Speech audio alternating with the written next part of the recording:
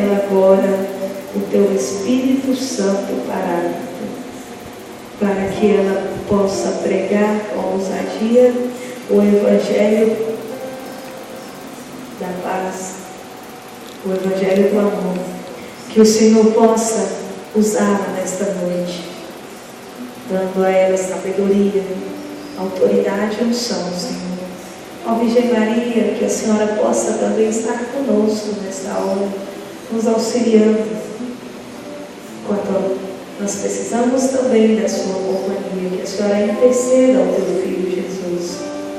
Ave Maria, cheia de graça,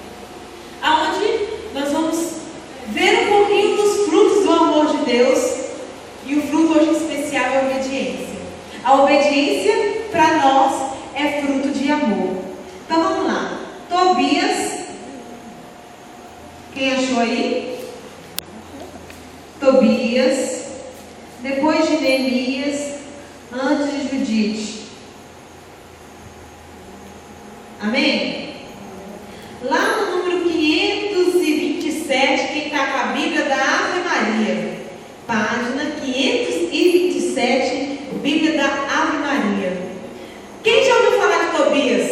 Levanta a mão aí. irmã falar assim: eu estou estudando uns livros da Bíblia e me apaixonei por Tobias. Eu falei: oh meu Deus, apaixonei, eu quero Tobias para eu poder casar. Eu falei: irmã, joga muito joelho no chão, viu? Para achar um homem desse aqui em Januária, só muito joelho no chão. Vamos entender por quê? Eu vou contar um pouquinho da história de Tobias antes da gente pegar alguns versículos, só para a gente entender. Tobias, filho de Tobit, um homem, um servo de Deus, um homem muito temente a Deus, que desde a sua infância aprendeu a servir e a adorar a Deus e viver os preceitos. Tobit era casado, teve seu filho Tobias, e ensinou para Tobias também todo o seu caminho, o percurso, e Tobias também era um homem de Deus. Tobit, na época, numa certa época, muitos que eram fugitivos, exilados, naquela época que tinha o rei, né, que mandava tudo e não obedecia ao rei, e queria adorar o Senhor e não adorava o rei, não servia o rei, acontecia o quê? Cortava a cabeça. Hoje nós somos livres, né?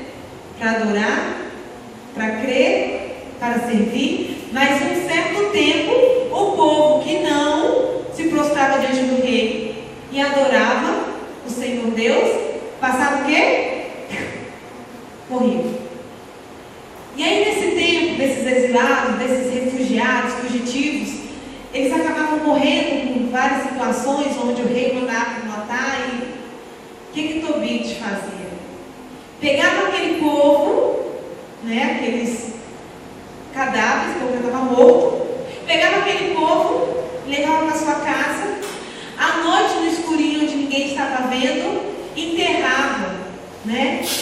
Fazia todo aquele procedimento no corpo e enterrava. Dava um enterro digno para aquele povo.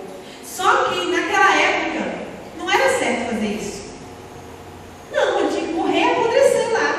Quem já viu a história dos judeus? Quem já viu naquela época o massacre, o nazismo? Alguém já viu algum filme que fala sobre isso? Como é que funcionava naquela época? Não é possível que vocês não viram isso na escola. Como é que funcionava? Pegava 100 homens, metralhava. Morria, enfiava tudo em cima de um monte de carrinho, chegava na vala e ó, jogava os corpos. Não era assim? Nus. Jogava lá, depois botava fogo, começava a feder muito. Era tratado como lixo. Esse povo também tinha direito a enterro digno, não. Mas Tobit, um homem temente a Deus, dava aqueles homens, pelo menos na hora da morte, dignidade. Mas era um homem temente a Deus. E o que acontecia? Por ele ser assim, o povo dizia: fulano, porque a hora o rei manda te matar. Você está desobedecendo as ordens do rei. Tobit, eu devo servir a Deus, não aos homens. E foi assim por um bom tempo. Morria de medo? Morria. Tinha com medo de que chegasse soldados e ó, matasse também toda a sua família. Mas ele ainda assim perseverava no seu temor e na sua fidelidade a Deus. E aí vem então a história de Tobias, né? O filho de Tobit. Tobit, num certo tempo, fica cego num acidente lá. Mas ainda assim não murmura, não reclama, não acha ruim, aceita a sua cegueira. Mas ele se vê impossibilitado de receber um dinheiro num certo lugar. E o que ele faz? Manda o seu filho, Tobias. Tobias, um homem, um filho muito obediente, fiel, não murmura. Eu vou. Só que o que acontece no meio do caminho? Como é que eu vou chegar nesse lugar? Eu não conheço, não sei. Como é que eu vou chegar lá sozinho? De repente, cai do céu um homem. E esse homem se coloca a serviço de Tobias para conduzir Tobias até o lugar onde ele deveria receber o dinheiro do pai dele. Olha que bacana. Caiu do céu. Só pode ser anjo, né? Então esse homem aparece, esse homem conduz Tobias até a casa de Sara. Quem já ouviu falar de Sara? Sara, uma mulher bonita. Qual é a história de Sara? Casou com um, na noite de núpcias, o homem morre. Casou com o segundo, na noite de núpcias, morre. Ô mulher azarada. E os homens estavam precisando ficar com medo, mas a bicha devia ser muito bonita, eu imagino. Que ela devia ter uma beleza, porque mesmo sabendo que um morreu, o outro também, o terceiro não aparecia. O terceiro apareceu e depois o que aconteceu? Morreu. Eu não morria não. Hã? Eu não morria, não. Quem morri? Eu não morria, não. Você? Por quê? Então, eu queria estar dormindo, eu não dormi. Pode ser. E assim foi, até o 7º. Pensa no coração de Sara como é que estava. Todos os homens que eu casei, na noite de núpcias, morrem. Eu devo ser muito azarada. Eu devo ter feito um pecado. É castigo de Deus, não é possível. Coração da mãe, coração do pai, todo mundo sofrendo. Aparece Tobias. Tobias chega lá, é muito bem acolhido pela família de Sara. E aí, de repente, conversa vai, conversa vem. Você podia casar com Sara. Ele olha, Sara é bonita. Eu podia casar com Sara. Mas aí, eu posso morrer. Como é que eu vou fazer esse negócio aí? Não quero morrer não, tá muito novo. Mas eu podia. E aí começa. Aí o homem que caiu do céu, que acompanhou e iria voltar com ele até a casa do seu pai, deu toda a instrução. Aí nós vamos ler agora. Lá no capítulo 12, quem achou Tobias aí? No capítulo 12. Não, perdão, já estou pulando para frente. Não, vamos lá para o casamento. Lá no versículo, no capítulo 6. Amém? No capítulo 6, no versículo 16.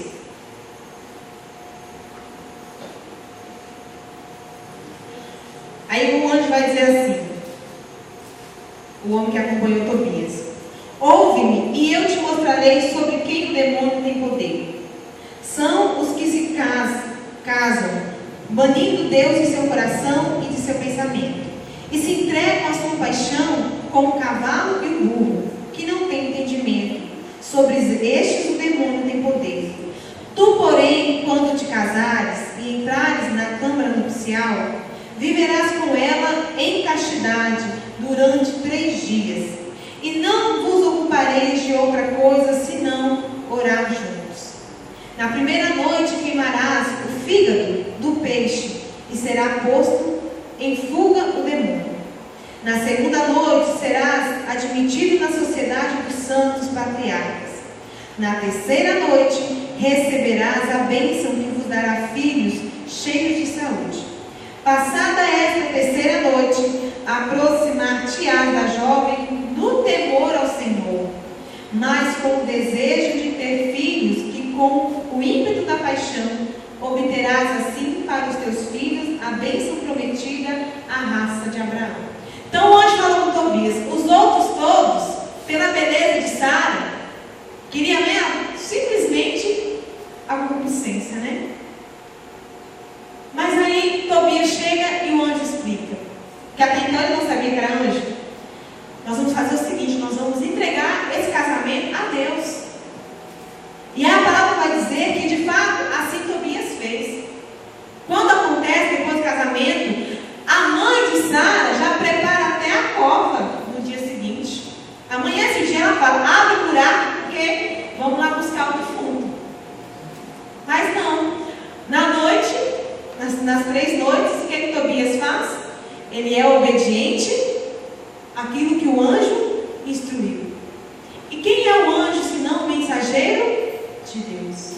E aí então Tobias vive na obediência.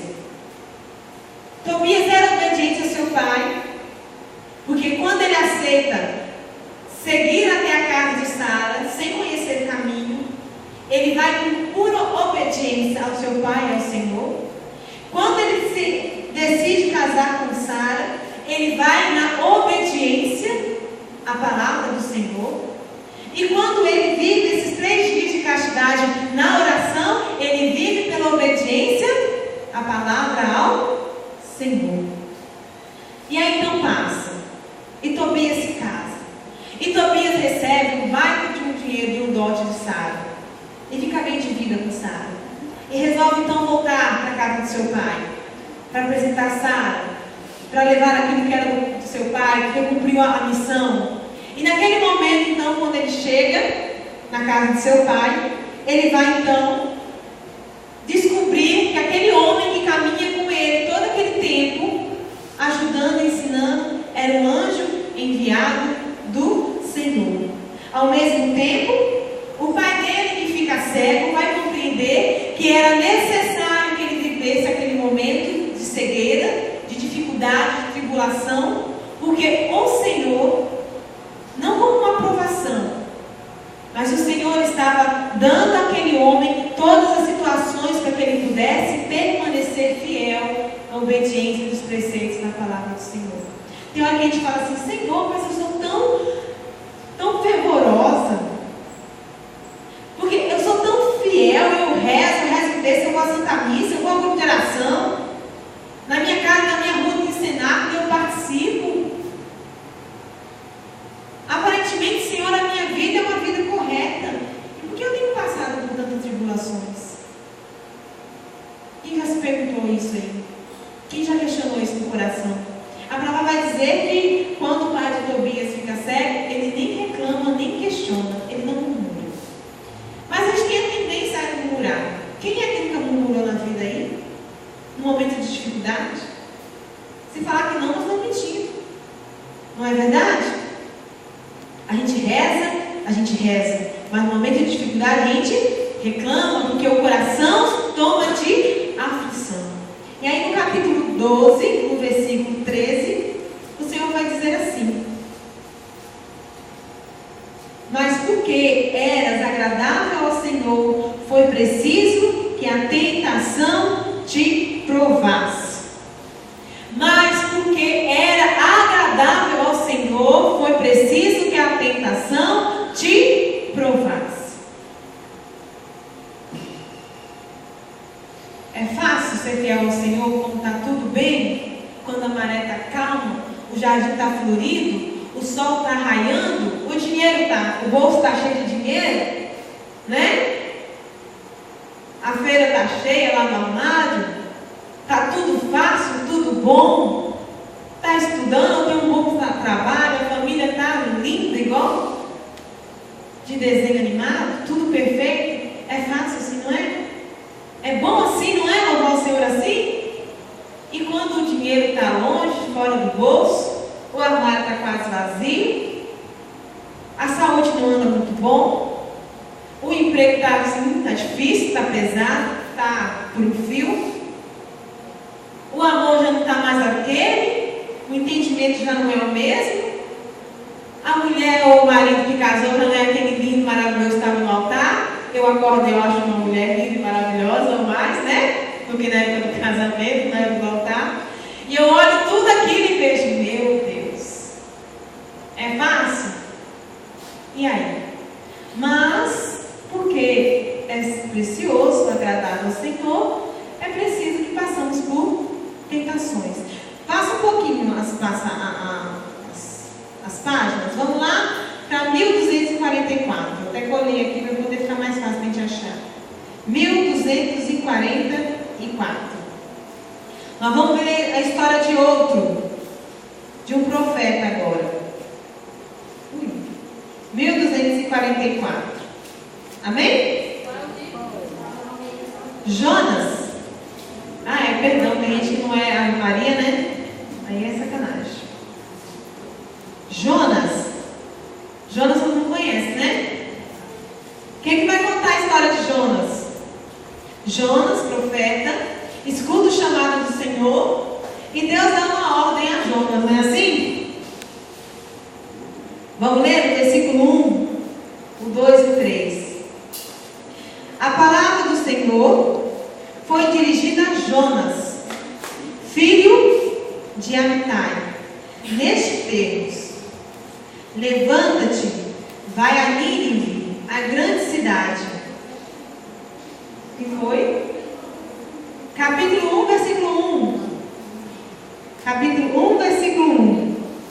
A palavra do Senhor foi dirigida a Jonas, filho de Amitai, nestes termos: levanta-te, vai a Nínive, a grande cidade, e profere contra ela os teus oráculos, porque sua iniquidade chegou até a minha presença. Foi a ordem de Deus para Jonas, que ele fosse até uma cidade chamada Nínive, aonde o povo era um povo pecador, um povo murmurador, um povo desobediente, um povo triste, que não ouvia os conselhos do Senhor, que estavam caminhando para a morte, e o Senhor, na sua misericórdia, manda o profeta para abrir os olhos daquele povo, com o tempo de eles se reconciliar, de arrependimento, para que houvesse então a graça do Senhor sobre a vida deles. Mas aí aquele povo, né, triste, difícil, está lá, só no pecado. Jonas, que era o profeta que tinha que anunciar aquilo que viria para aquele povo converter o coração, o que é que Jonas faz? Versículo 3: Jonas pôs-se a caminho, mas na direção de Tarsis, para fugir do Senhor. Jonas falou: eu vou lá naquele povo falar alguma coisa? Convencer aquele povo de cabeça dura? Vou nada, eles não vão me ouvir. Eu correr risco até de perder a vida. Porque o histórico dos profetas é que muitos apanharam, sofreram e chegaram até a morrer por conta da palavra do Senhor. Eu que se lasque para lá. Não quer ouvir, não quer mudar, problema deles com Deus. Eu não vou não. Estou fora. Eu vou para Tarsis. Tarsis é um lugar bacana, o povo lá é tranquilo, é mais ou menos. Tem pecador, mas tem pouco bom. Vou para lá. Ninguém vai nem saber. Deixa a bomba, o fogo cair lá e consumir aquela cidade toda. Problema deles. Cada um paga pelos seus pecados. E lá foi Jonas para Tarsis. No meio do caminho, o que acontece na história? Um barco, ele entra, né, um navio, começa a navegar lá em rumo a Tarsis, como ele queria ir. O mar calmo, tranquilo, de repente começa o quê? Agitar, não é assim? A história vai contar. E o barco balança para cá, e a água entra, ela vai virar, vai afundar, vai todo mundo morrer. E aí, de repente, um pergunta: meu Deus, por que isso? Estava tudo tão tranquilo e de repente o trem, pum, vira. Hoje eu deitei bem, em paz, amanhã eu acordo e a vida está uma bagunça. Que coisa é essa? Aí Jonas para e pensa: meu Deus, é comigo. Sou eu. É o próprio aqui. O Senhor me mandou ir para um lugar e eu fugi do Senhor. Entrei de gaiato no navio aqui, peguei caminho que vocês estão indo, e acho que o Senhor está bravo comigo, mas nem com vocês. Aí o homem vai assim: nós vamos fazer o quê? Fazer o quê, né? Me joga para fora. Porque o problema comigo não é com vocês. Vocês vão pagar o problema. Me joga para fora, seja o que Deus quiser. E aí o crime vai ficar calmo do seu lado. Mas não pensaram duas vezes. Mas se você não quis morrer por mim, e nós vamos morrer por você, nunca precisou. Jogue Jonas para fora. E Jonas é jogado. E o que acontece? Um peixe grande, eu vou entender que é uma baleia, vai lá e ó, engole Jonas. E o apura agora. E Jonas vai falar: desgrama, se eu soubesse que ia passar por estilo naquela cidade.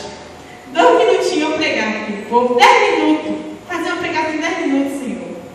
O que deu no coração de Jonas? Medo, angústia. Mas tudo isso foi consequência da desobediência à palavra de Deus. Jonas tinha uma missão, assim como Tobias também tinha. Dá para perceber qual é a diferença entre Jonas e Tobias? Tobias era obediente. E qual foi o fruto da obediência de Tobias? Amor, uma família. Livrou aquela mulher de toda aquela contaminação, aquela maldição de viver o resto da vida infeliz, viúva antes mesmo de consumar o casamento.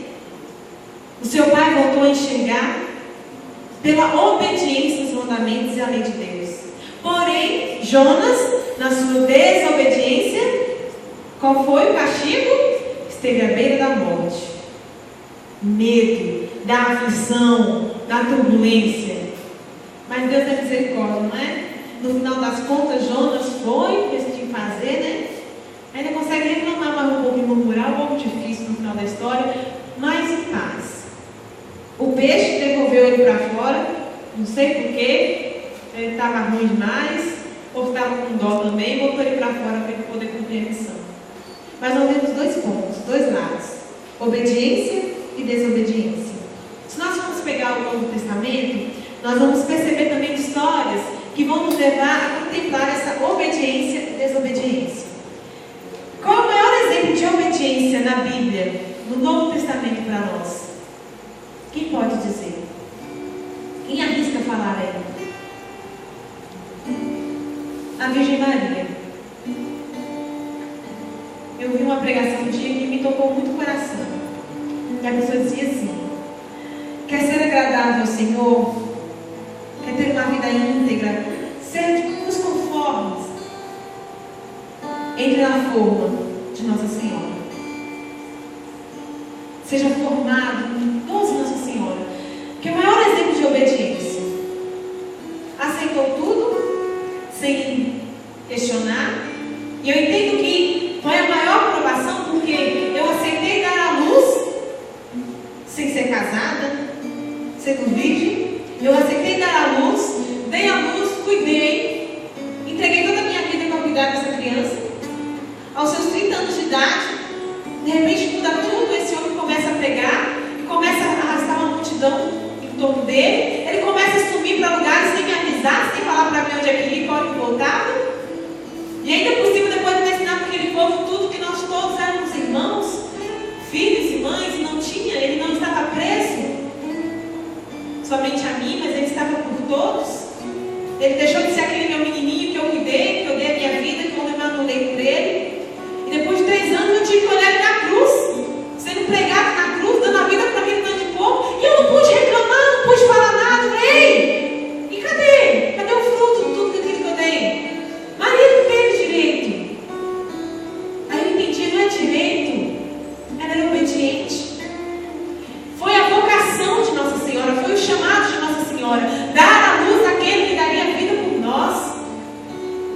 Então, no momento da cruz, por mais que ela pudesse sofrer, ela compreendia que a missão dela estava sendo cumprida, porque ela foi chamada para aquilo. Ela foi chamada para ser assim. E como se não bastasse só isso, no final das contas, Maria se torna mãe de todos nós. Nós temos Paulo, até então era Saulo, um homem perseguidor, mas que uma hora ou outra cai do cavalo, fica cego, e o Senhor diz a ele: por que me persegue? E de agora em diante você vai ser aquele que vai anunciar o Evangelho. E Paulo não teve condições de dizer: não, eu não quero. A vida dele foi tomada pelo avesso. O fruto do amor, pela experiência com Deus, fez com que ele então obedecesse a palavra do Senhor. E não foi a palavra de um ou de outro que falou, não foi Gabi, não foi Lula, não foi Joyce, não foi Liliane, não foi ninguém que disse, mas foi a voz do Senhor que alcançou o coração desse povo. São Pedro, desobediente, negou, voltou, mas logo Deus teve misericórdia e ele então retornou ao seu chamado. Judas, Judas, desobediente, pecou, caiu, mas então, infelizmente não alcançou, não aceitou, não buscou misericórdia. E talvez por isso tenha vivido as consequências do pecado, que foi a morte. Por mais que o Senhor tentasse alcançar, aquele homem estava longe demais para conseguir entender e compreender o ato de misericórdia do Senhor. E tantos outros que nós vamos pegar na Bíblia, nós vamos ver. Mas aí, lá em Romanos, na carta aos Romanos, no capítulo 5, você pode pegar aí, Romanos, capítulo 5, vai nos fazer compreender. Se a obediência é fruto do amor, a desobediência é fruto do pecado. Tem alguém aqui pecador?